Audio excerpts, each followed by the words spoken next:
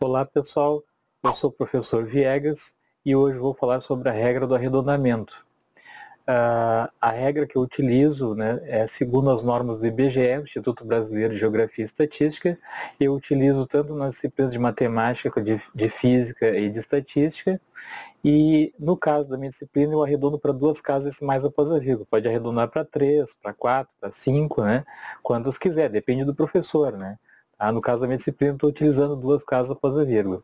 E por que a gente arredonda, A gente arredonda para poder padronizar os resultados, Então, de repente, um arredonda para uma casa, outro para 2, outro para 3, outro para 4, e cada um fica com um resultado diferente. Então, na hora de corrigir um trabalho, uma prova, um exercício em aula, fica complicado, Então, a gente arredonda para o mesmo número de casas para padronizar os resultados e ficar mais fácil de conferir depois, Então, vamos ver o que diz essa regra aí,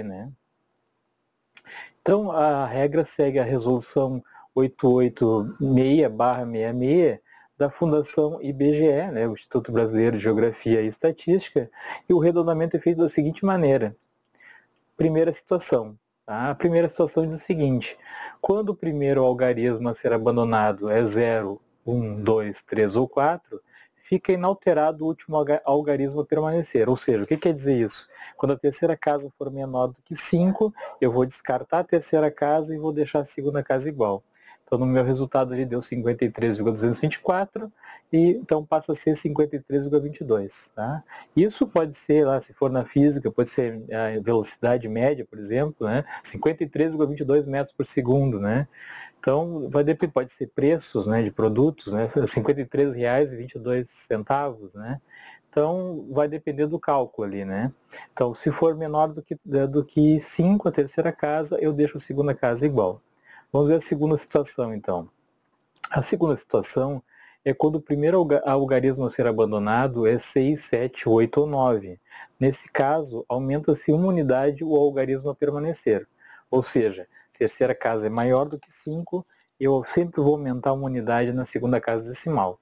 Então, no caso do meu exemplo aqui, 42,878, a terceira casa é 8, maior do que 5, aumenta uma unidade na segunda casa, vai ficar 42,88. Outro exemplo aqui, a terceira casa é 8, maior do que 5 também, aumenta uma unidade, então 1 mais 0 ali vai ficar 1, então 25,01, E o terceiro exemplo aqui é bem interessante, que a terceira casa é 9 e é maior do que 5, então, Então aumenta uma unidade na segunda casa decimal após a vírgula. Só que a segunda casa decimal após a vírgula é 9 também. Então aumentando mais 1 vai ficar 10, sobra 1. Vai para a primeira casa decimal após a vírgula. Mais 1 de novo. 1 mais 9, 10. Sobra 1 de novo. Esse 1 vai acima do 3 aqui. Então 1 mais 3, 4. Então vai ficar 54,00. Ou seja, eu vou ter um número inteiro. Quando eu tiver 999, eu vou arredondar para um inteiro mais próximo. Então, 53,999 passa a ser 54. Assim como se fosse 24,999, vai ficar 25. Sempre vai arredondar para o inteiro mais próximo, Bom, mas aí alguém pode me perguntar, e quando for o 5? O 5, então, eu tenho que analisar a segunda casa decimal, se é par ou se é ímpar. Então, é o que nós vamos ver agora. Então, terceira casa decimal após a vírgula é 5, e a anterior é ímpar. Quando for ímpar, eu aumento uma unidade na segunda casa e apago a terceira. É o caso desse primeiro exemplo aqui, 24,775 passa a ser 24,78, porque era 5 aqui, e a anterior é ímpar. 7 é ímpar, então vou aumentar 1, ou seja, quando for 1, quando for 3, quando for 5, quando for 7, quando for 9, eu vou aumentar uma unidade na segunda casa decimal.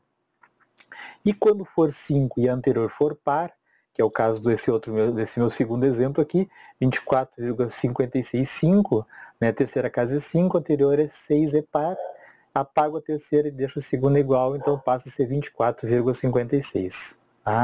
Então, retomando, primeira situação, quando a terceira casa for menor do que 5, eu apago a terceira e deixo a segunda igual.